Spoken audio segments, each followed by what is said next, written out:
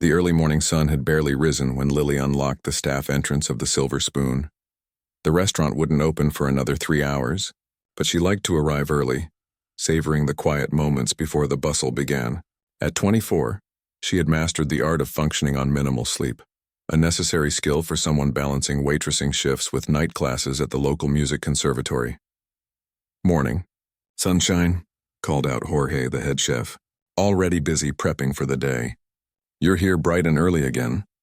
Lily smiled, tying her apron around her waist. "Big test coming up next week. Thought I'd review my notes before the lunch rush." The truth was more complicated than that. Lily couldn't afford to practice on a proper piano. Her tiny apartment barely fit the second-hand keyboard she'd bought years ago, its keys now yellowing and some notes sticking when pressed too hard. The Silver Spoon, however, boasted a beautiful grand piano in the main dining area, supposedly once played by a famous musician who had visited years ago. Now it sat mostly for show, occasionally played by hired musicians on weekend evenings. During these quiet morning hours, sometimes, if she was very careful and very quiet, Lily would allow herself 15 minutes at that piano. The manager didn't know, and she intended to keep it that way. Today, however, she had too much prep work to sneak in any practice. The restaurant was hosting a private business lunch in the back section, and all hands were needed to prepare. "Who's the special guest?" Lily asked Jorge as she helped arrange fresh flowers on the tables. "Some tech billionaire," Jorge replied with a shrug. "Mr. Caldwell or Campbell, something like that. Apparently he's considering investing in some local startups. The boss says we need to impress him." Lily nodded, making a mental note to be extra attentive to the private section today. Good tips from wealthy clients helped pay for her sheet music and class supplies. By noon, the Silver Spoon had transformed from peaceful sanctuary to organized chaos. Waiters glided between tables, the kitchen hummed with activity, and the hostess greeted patrons with practiced charm. Lily moved efficiently, balancing plates and remembering special requests without missing a beat. At precisely 12:30, the private party arrived. 5 men in tailored suits led by an older gentleman with salt and pepper hair and piercing blue eyes. Unlike his companions, who loudly announced their presence, this man, presumably Mr. Caldwell, observed everything quietly, his gaze taking in the restaurant with careful consideration. "Table for 6, the hostess informed. "Lily, you'll be handling Mr. Caldwell's group today." Lily straightened her uniform and approached with professional confidence. "Welcome to the Silver Spoon, gentlemen. My name is Lily, and I'll be taking care of you today. May I start you off with some drinks?" The lunch proceeded smoothly. The men discussed business matters in hushed tones while Lily served their courses with unobtrusive efficiency. She noticed that while the others ordered expensive wines, Mr. Caldwell requested only sparkling water with lime. He spoke less than his companions but seemed to absorb everything. It was during dessert service when it happened, the moment that would change everything. Lily was arranging chocolate soufflés on her tray when the kitchen radio began playing Chopin's Nocturne in E-flat major. Without thinking, her fingers began tapping the counter in perfect rhythm, muscle memory from countless hours of practice taking over. She hummed softly, lost in the familiar melody. "You've got that piece down perfectly," said Jorge, sliding another soufflé onto her tray. "Your professor would be proud." Lily blushed. "Still working on the middle section. The arpeggios trip me up sometimes." She gathered her tray and pushed through the kitchen doors, unaware that when she returned to the private dining area, the atmosphere had subtly shifted. The businessmen were still discussing investment opportunities, but Mr. Caldwell had fallen silent, his attention now fixed entirely on Lily. As she served the desserts, she felt his eyes following her movements. "You know Chopin?" he asked suddenly, interrupting his colleague mid-sentence. The question caught Lily off guard. "Excuse me?" In the kitchen. "You were humming Nocturne in E-flat major, Opus 9, No. 2, and quite accurately, I might add." The other businessmen exchanged glances, clearly annoyed at the interruption. Lily felt her cheeks warm with embarrassment. Yes, I'm studying piano at Westlake Conservatory," she admitted. "Professionally?" "Trying to," she replied with a small smile. "Hence the day job." One of the other men cleared his throat impatiently. Richard about the funding rounds. But Richard Caldwell, for that was indeed his name, waved him off. his interest now fully captured by the waitress with hidden talents. "What year are you?" he continued. "Third year of my performance degree," Lily answered, growing increasingly uncomfortable as the other businessmen stared at her. "I should let you gentlemen return to your meeting." As she turned to leave, Mr. Caldwell spoke again. "The piano in the corner, does it work?" Lily glanced at the grand piano that sat in soft lighting near the front of the restaurant. "Yes, it does. We have musicians on weekends sometimes." "Interesting." He said nothing more, but Lily felt as though she'd somehow revealed too much. She retreated to the kitchen, puzzled by the strange exchange. Throughout the remainder of lunch, Lily noticed Mr. Caldwell watching her whenever she approached their table, not in the uncomfortable way some male customers sometimes did, but with curious intensity, as though trying to solve a puzzle. The other businessmen grew increasingly irritated by his distraction. As the meeting concluded and the men prepared to leave, Lily brought their check. The others headed toward the exit while Mr. Caldwell remained behind to pay. "Your education must be expensive," he commented as he handed her his credit card. Lily nodded. "It is. I'm on partial scholarship, but living expenses in the city add up quickly. And yet you choose music." It wasn't a question, but an observation. "Not much of a choice when it's what you love," she replied honestly. Something in her answer seemed to resonate with him. As she returned with his receipt, he asked, "How long have you worked here?" "Almost 3 years now." "And how often do you get to play that piano?" Lily froze, wondering if somehow he knew about her early morning sessions. "I don't play it during working hours, sir. But you'd like to." She didn't answer, which was answer enough. Mr. Caldwell signed the receipt, adding a tip that made Lily's eyes widen slightly. As he stood to leave, he said, "I'll be back next week. Thursday evening, I think." It wasn't until he'd left that Lily realized he hadn't scheduled anything with the restaurant. Why had he told her specifically when he'd return? The question lingered in her mind as she cleared the private dining area. On the signed receipt beneath his generous tip, he'd written a small note. "Looking forward to hearing more than just humming next time." The workday continued with its usual rhythm, the lunch crowd thinning out. A brief lull before dinner preparation began. Lily found herself glancing occasionally at the grand piano, wondering what Mr. Caldwell had meant by his cryptic message. She mentioned the strange interaction to Jorge as they prepared for the evening shift. "Richard Caldwell?" Jorge raised his eyebrows. "You caught the attention of Richard Caldwell? You know him?" "Know of him. He's not just rich, Lily. He's one of those tech pioneers. Started with nothing, built some software company, sold it for billions. Now he funds arts programs and music foundations. They say he's got a private concert hall in his home where famous musicians perform just for him and his friends." Lily nearly dropped the stack of menus she was organizing. "And he's coming back next Thursday?" "Better practice up," Jorge teased. "Maybe he's scouting for his next private concert."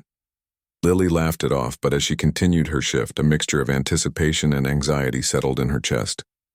She hadn't performed for anyone except her professors and classmates in years. The thought of playing for someone like Richard Caldwell, a known patron of the arts with connections throughout the music world, was both thrilling and terrifying. That night, after her shift ended, Lily didn't immediately head home as usual. Instead, she found herself sitting at the bus stop staring at nothing in particular, her mind racing with possibilities. A chance encounter with a billionaire music enthusiast seemed like something from a movie, not something that happened to ordinary waitresses with second-hand keyboards and overdue rent. Yet, it had happened. And something told her that next Thursday would bring a moment that might change everything. The following morning, Lily arrived at the Silver Spoon even earlier than usual. This time she didn't hesitate. She went straight to the grand piano, lifted the cover, and began to play, not just the Chopin piece Mr. Caldwell had recognized, but the challenging concerto she'd been preparing for her upcoming recital. Her fingers moved across the keys with newfound determination. If Richard Caldwell was indeed coming back to hear her play, she would be ready. After 3 years of serving others their dreams on silver platters, perhaps it was finally time for her own to be served. The week passed in a blur for Lily. Between her regular shifts at the Silver Spoon, classes at the conservatory, and extra practice sessions, she barely had time to think about Thursday's potential encounter with Richard Caldwell. Yet somehow his impending return occupied her thoughts constantly. Mr. Harmon, the restaurant manager, appeared at Lily's side, his expression a mix of awe and confusion. "Lily, why don't you take your break now? We can handle your tables." He turned to Richard's group. "Your meal is on the house tonight, Mr. Caldwell. It's an honor to have you all here." As Mr. Harmon walked away, Robert Chen slid his business card across the table toward Lily. "Our foundation has a special performance series for emerging artists. Call my office tomorrow. And I'd like you to come audition for our Young Artist program," Jonathan added. "It's late in the season, but exceptions can be made."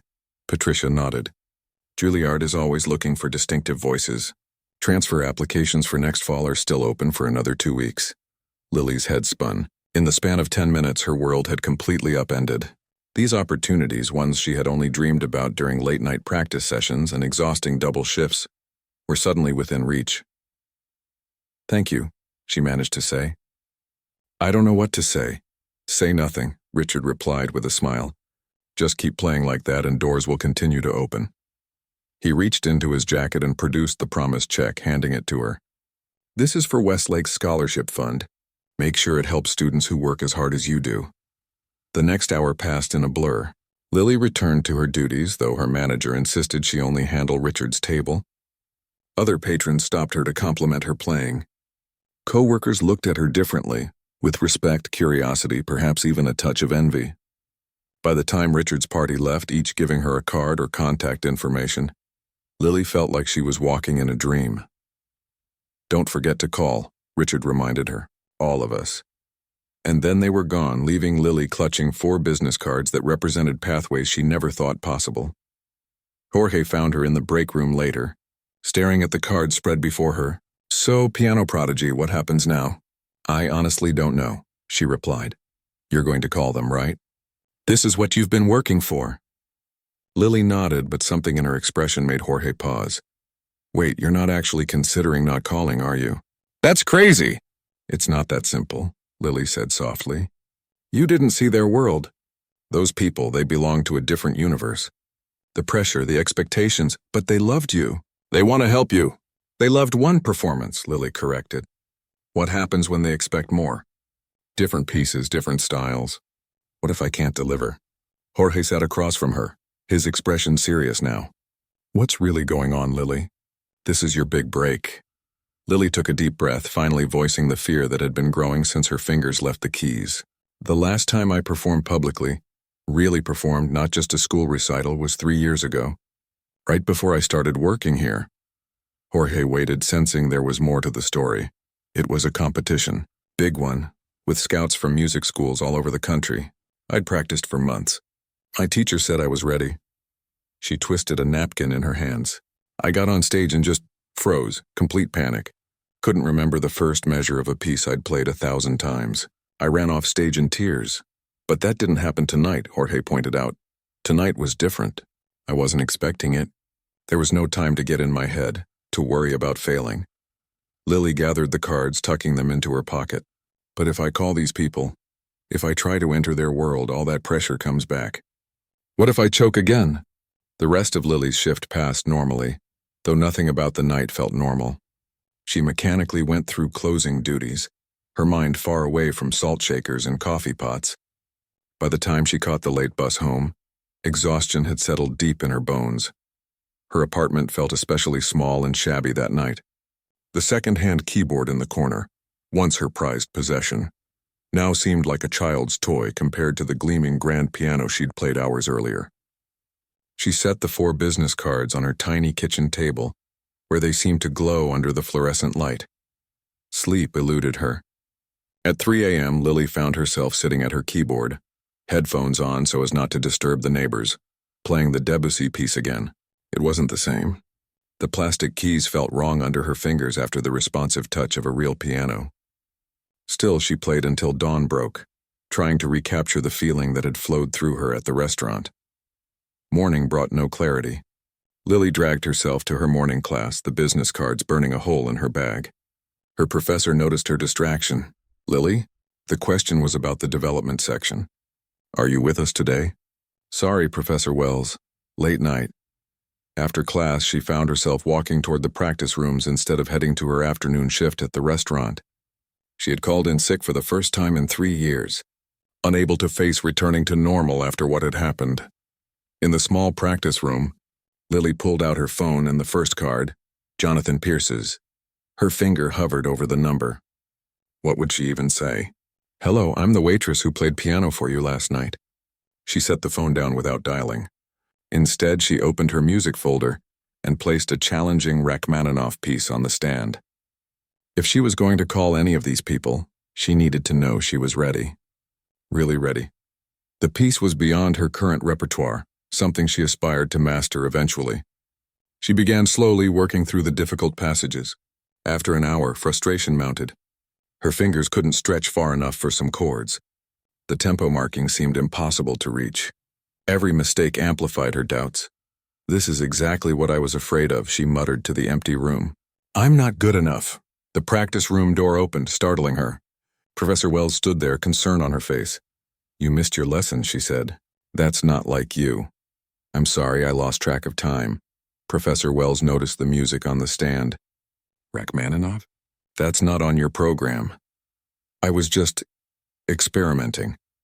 The professor sat beside her on the bench. "Something's happened." "What is it?" Slowly, Lily explained the events of the previous night. As she spoke, her professor's expression shifted from surprise to excitement to understanding. "So now you're pushing yourself too hard, too fast," Professor Wells concluded, "because you think you need to be ready immediately." Lily nodded miserably. "They're expecting someone amazing. Someone confident. But what if I'm not that person? What if I get on stage at one of their auditions and fall apart again?" "May I?" Professor Wells gestured to the piano. When Lily moved aside, she began playing the Debussy piece that had changed everything. Her interpretation was technically perfect, but somehow lacked the emotional quality Lily had brought to it. "See, I can play all the notes," the professor said, stopping mid-piece. "But what you did last night, from what you've described, can't be taught. That connection, that ability to make listeners feel something, that's rare, Lily. But the technical skills can be developed. That's what education is for." Professor Wells handed Lily her phone. "Call them. Start with the foundation. Their program is less pressure, more supportive. What if I'm not ready? You won't know until you try. And isn't that better than spending the rest of your life wondering?" Lily stared at the phone, then at her hands, server's hands, with calluses from carrying trays and washing dishes, but also a musician's hands, capable of bringing a restaurant full of strangers to their feet. "I'm scared," she admitted, her voice barely audible. "Of course you are. Anyone would be." Professor Wells stood to leave. "But ask yourself this. What scares you more, trying and possibly failing, or never trying at all?"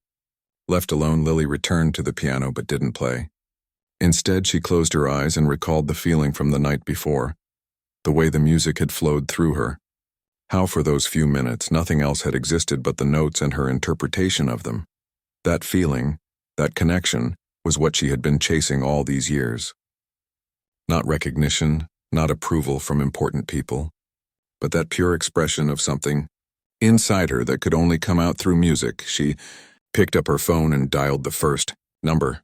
Mr. Chen's office, a professional voice, answered. Lily took a deep breath. "Hello, my name is Lily Harrison. Mr. Chen gave me his card last night. I was the pianist at the Silver Spoon restaurant." "Ah, yes. Mr. Chen mentioned you. He asked me to schedule you immediately if you called. When would you be available to come in?" The question hung in the air. Lily looked down at her worn jeans, her second-hand keyboard, the practice room with its scuffed walls and out-of-date soundproofing. Then she thought of the grand piano, the applause and the feeling of finally being heard. "Tomorrow," she said firmly. "I'm available tomorrow." The Young Artists Foundation occupied the top floor of a sleek downtown building. Lily stood in the gleaming lobby, feeling out of place in her best outfit, a simple black dress she normally saved for recitals at school. She'd spent her last bit of savings on a taxi to avoid arriving sweaty and disheveled from public transportation. "Can I help you?" the receptionist asked, eyeing her with polite curiosity. "I'm here to see Mr. Chen. I have an appointment at 10 o'clock. Lily Harrison." Recognition flashed across the receptionist's face. "Of course, Ms. Harrison, Mr. Chen is expecting you. Take the elevator to the 12th floor." The elevator ride gave Lily a moment to collect herself. She'd barely slept, spending hours practicing instead. Her fingers were sore, her eyes tired, but adrenaline kept her alert. This was it. Her first step into a world she'd only dreamed about. The elevator doors opened to reveal a spacious reception area with floor-to-ceiling windows overlooking the city. The walls were adorned with photographs of young musicians performing on prestigious stages around the world. Would her picture hang there someday, Lily? Robert Chen emerged from an office, hand extended. Right on time. Thank you for coming. He led her past curious staff members to a corner office with a baby grand piano positioned near the window. Beautiful view, Lily remarked, trying to hide her nervousness. Yes, but I'm more interested in what I'll hear than what I can see today, Chen replied with a warm smile. Coffee, water? Water would be nice, thank you. As Chen ordered refreshments from his assistant, Lily noticed 3 other people entering the room. Her heart sank. She'd expected a private audition, not a panel. Don't look so worried, Chen said, noting her expression. These are just some colleagues who help with our selection process. We normally have much more formal auditions, but Richard was quite insistent we see you immediately. The panel members introduced themselves, a concert pianist who served as artistic director, a music professor, and a foundation board member. They sat in a row of chairs, notepads ready, expressions neutral. So, Chen began once they were all settled. Tell us a bit about your background before you play. Lily recounted her story briefly. Piano lessons from age 7, working through high school to pay for them, the scholarship to Westlake, her job at the Silver Spoon, and what will you play for us today? The artistic director asked. Lily had considered this carefully. I'd like to start with Bach's Prelude in C major from the Well-Tempered Clavier, followed by Chopin's Nocturne in E-flat major, and finally, the first movement of Beethoven's Moonlight Sonata. The panel exchanged glances. It was a conservative, safe selection that would demonstrate technique without overreaching. Actually, Chen interrupted, I'd prefer to hear what you played at the restaurant. Debussy's Clair de Lune, wasn't it? And perhaps something that challenges you more. Something that shows us not just technical skill, but emotional range. Lily's mouth went dry. She'd prepared her safe pieces meticulously. I could play the Debussy, certainly. And for the second piece? She thought for a moment. What would show emotional range?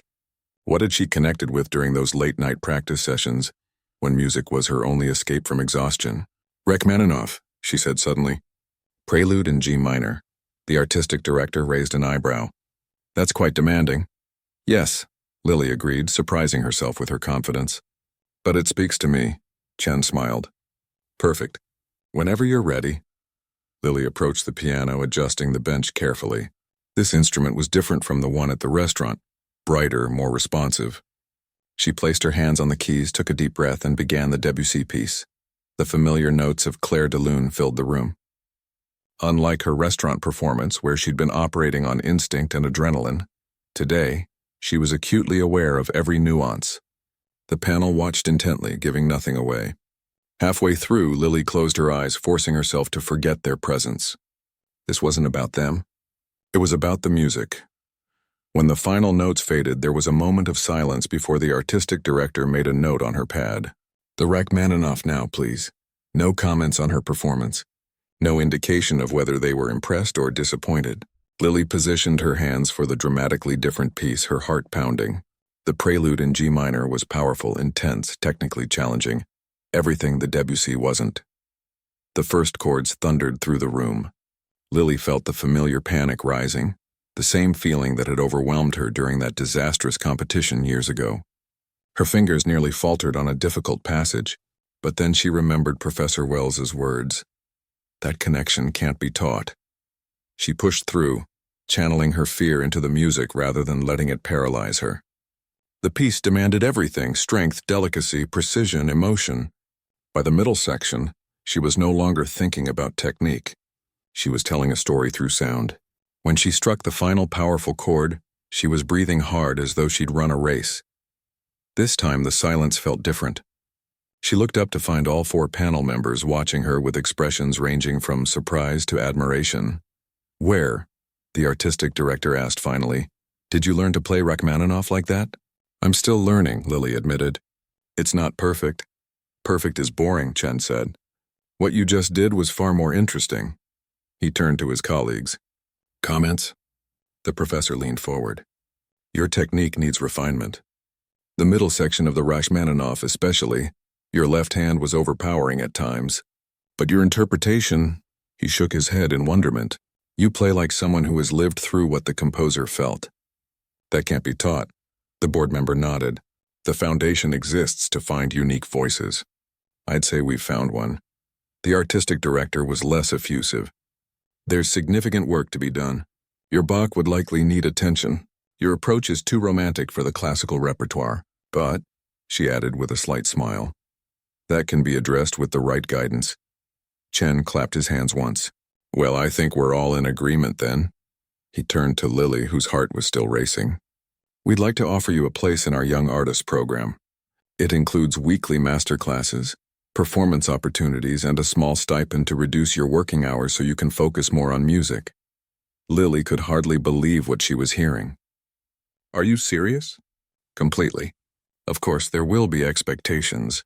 Regular practice, attendance at all classes, rapid improvement in the areas Dr. Foster mentioned. He nodded toward the artistic director. I still have my studies at Westlake, Lily said. This would complement those perfectly. And speaking of Westlake, Chen reached into a drawer and pulled out a document. Richard delivered this check to the conservatory yesterday. They've established a new scholarship in your name, the Lily Harrison Service Industry Musician Award, for students who, like you, work full-time while studying. Lily's vision blurred with tears. She thought of all the nights she'd dragged herself to practice rooms after double shifts, exhausted but determined. How many others were doing the same? I don't know what to say. Say you'll join our program, Chen replied. The first performance opportunity is next month, a special donor event. Small audience, very supportive. The word performance triggered a flutter of panic in Lily's chest. On stage? In front of people? Chen studied her carefully. Richard mentioned you might have some performance anxiety issues. We can work on that gradually. Start with smaller settings. The artistic director, Dr. Foster, stood and approached the piano. Performance anxiety doesn't disappear, Ms. Harrison. We just learn to channel it. What you just did with the Rachmaninoff, turning your nervousness into expressive energy, that's exactly right. I don't know if I can do that consistently, Lily confessed. That's why we practice, Dr. Foster said simply. Not just the notes. We practice the performance itself. Lily looked around the room, at these people who believed in her ability before she fully believed in it herself. When do we start? How about now? Chen suggested. Dr. Foster has an hour before her next appointment. Why don't you work on that middle section of the Rachmaninoff? And just like that, Lily's first professional coaching session began. Dr. Foster was demanding but kind, showing her techniques to balance the voices between her hands, suggesting fingerings that would make difficult passages more manageable. Try again, she'd say after each attempt. Listen to the difference. By the end of the hour, Lily's arms ached, but the passage sounded transformed. More importantly, she felt transformed. No longer just a waitress who played piano, but a pianist who happened to wait tables. For now. As she gathered her things to leave, Chen walked her to the elevator. We have a donor reception this evening. Richard will be there. Would you like to come and thank him yourself? Lily hesitated. I'd need to change. This is all I have that's appropriate. You look fine, Chen assured her. Besides, they'll be too busy talking about your playing to notice what you're wearing. 7 o'clock? The elevator doors opened. Lily stepped inside, then turned back to Chen with newfound determination. 7 o'clock, she confirmed. And Mr. Chen? Thank you for giving me this chance. Thank yourself, he replied. And thank Richard Caldwell. He may have opened the door, but you walked through it all on your own. As the elevator descended, Lily's phone buzzed with a text from Jorge. How did it go? She smiled to herself, typing back a simple response. They want me. All of them want me. 6 months had passed since the night that changed everything. Lily stood backstage at Hamilton Hall, the most prestigious concert venue in the city. Through a gap in the curtains, she could see the auditorium filling with people in evening wear, programs in hand. Her name was printed on those programs. Lily Harrison, pianist, not waitress. Not student, pianist, nervous. Richard Caldwell appeared beside her, elegant in a tailored tuxedo. Terrified, Lily admitted. But in a good way, I think. Richard smiled. That's exactly right. Use it. In the months since her audition at the Young Artists Foundation, Lily's life had transformed completely. The foundation's stipend had allowed her to reduce her hours at the Silver Spoon to just weekends. Her technical skills had improved dramatically under Dr. Foster's strict guidance. She'd performed at 3 donor events, each slightly larger than the last, building her confidence gradually. But tonight was different. Tonight was the foundation's annual gala concert, a showcase of exceptional talent attended by the city's cultural elite, music critics, and industry professionals. And Richard had insisted that Lily be included in the program. 5 minutes, Ms. Harrison, the stage manager called. Richard gave her shoulder a reassuring squeeze. Remember what you told me last week? About why you play? Lily nodded. During one of their now regular coffee meetings, Richard had asked what motivated her. Not what she wanted to achieve, but why music mattered to her at all. I play because it's the truest way I know to communicate, she'd told him. Words can lie. Music can't. Hold on to that tonight, Richard advised. They're not just coming to judge your technique. They're coming to hear what you have to say. From the stage came applause as the current performer finished. The stage manager appeared again. You're up next, Ms. Harrison. Richard stepped back. I'll be in the front row. But you won't see me. You won't see anyone once you start playing. He was right. As Lily walked onto the stage, the lights momentarily blinded her. She could make out only vague shapes in the audience. The applause felt distant, as though happening in another room. She bowed slightly, then took her place at the gleaming concert grand piano. For tonight, she'd chosen Chopin's Ballad No. 1 in G minor, a piece that told a story without words, moving from gentle lyricism to stormy drama and back again. It was technically demanding but emotionally rich. Dr. Foster had worked with her for months to perfect it. Lily placed her hands on the keys. In this moment, her mind flashed back to the Silver Spoon, to that first impromptu performance. How far she had come since then. The restaurant had given her a leave of absence, her manager proudly telling customers that their former waitress was now performing concerts. Her coworkers had pooled their tips to buy her the dress she now wore. The audience waited in expectant silence. Lily took a deep breath and began to play. The opening notes rang out, tentative at first, like a question being asked. Then the melody unfolded, gathering strength and purpose. Lily's fingers moved with newfound confidence, shaping each phrase with careful intention. The hours of practice, the technical drills, the countless repetitions, all of it disappeared into the background as the music took over. There was a brief moment in the difficult middle section where her old fear threatened to surface. A flicker of doubt as a challenging passage approached. But instead of tensing up, she recalled Dr. Foster's coaching. Breathe through it. The music breathes, so must you. The passage flowed from her fingers as naturally as conversation. By the time she reached the dramatic final moments of the piece, Lily was completely immersed in the music, unaware of the audience, the hall, even her own body except as a vessel for sound. The final chords resonated through the hall, powerful and conclusive. For a moment after the sound faded, there was complete silence. Lily remained still, eyes closed, reluctant to break the spell. Then came the applause. Not polite, restrained approval, but enthusiastic, genuine appreciation that swelled until people began to stand. A standing ovation. For her. Lily rose from the bench, blinking in the stage lights, and bowed deeply. As her eyes adjusted, she could make out Richard in the front row, standing and applauding with evident pride. Beside him was Professor Wells, her first real champion. And there, a few rows back, was that Jorge and some of the kitchen staff from the Silver Spoon?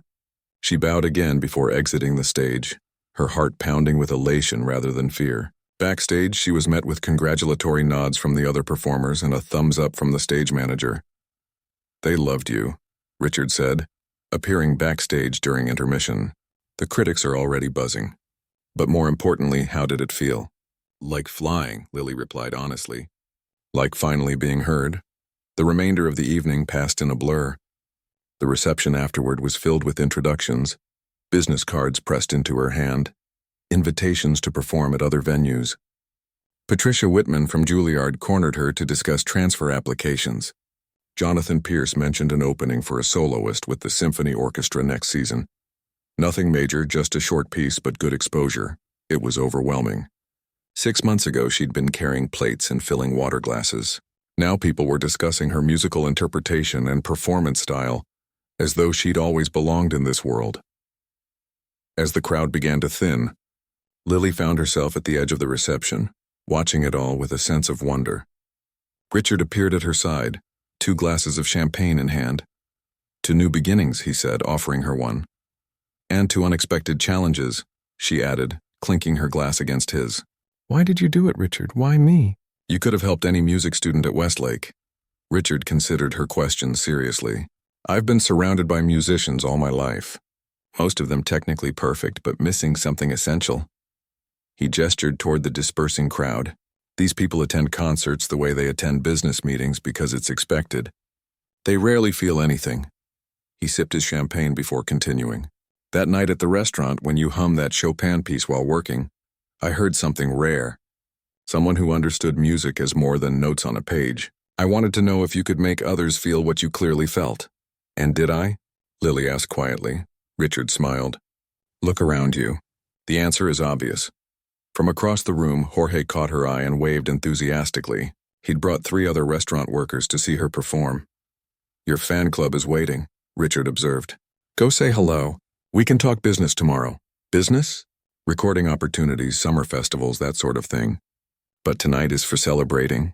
Lily started toward her friends, then paused, turning back to Richard. "I never properly thanked you. Not just for the opportunities, but for believing I deserved them." "You earned everything that's happened," Richard replied. "I simply issued a challenge. You're the one who met it." The next morning, Lily woke early out of habit, momentarily confused by the absence of her waitress uniform laid out for the day's shift. Then the memories of the previous night flooded back, bringing with them a smile and a sense of quiet satisfaction. Her tiny apartment looked different somehow, not physically changed, but viewed through new eyes. The stack of music books, the worn keyboard, the calendar packed with work shifts and practice sessions, all relics of a life she was rapidly leaving behind. Her phone buzzed with notifications, congratulatory messages from classmates, a glowing review in the local arts section, and a reminder of her meeting with Richard later to discuss next steps. Before any of that, though, Lily had a ritual to maintain. She made a cup of tea, sat at her keyboard, and began her daily practice routine. Scales, arpeggios, technical exercises. The very basics that had formed the foundation of everything. The keyboard's plastic keys felt even more limiting after the magnificent grand piano she'd played the night before. But Lily practiced with the same dedication she'd always shown, knowing that while venues and opportunities might change, the discipline required would not. Later, as she prepared to leave for her meeting with Richard, Lily paused at her door. On the small table beside it lay her Waitress nameplate from the Silver Spoon. She picked it up, running her finger over the engraved letters of her name. Some might expect her to discard it, a symbol of the life she was leaving behind. Instead, Lily carefully placed it in her purse. It would join the program from last night, the business cards, and the newspaper review in a box she was keeping, reminders not of where she'd been, but of how far she'd come. Outside, the city hummed with its usual energy. Lily joined the flow of people on the sidewalk. No longer just another service worker rushing to a shift, but a musician with a future spreading before her. The path ahead would still require hard work, dedication, and courage. There would be setbacks and challenges alongside the triumphs, but now she knew with certainty some challenges were worth accepting, especially those that came when you least expected them.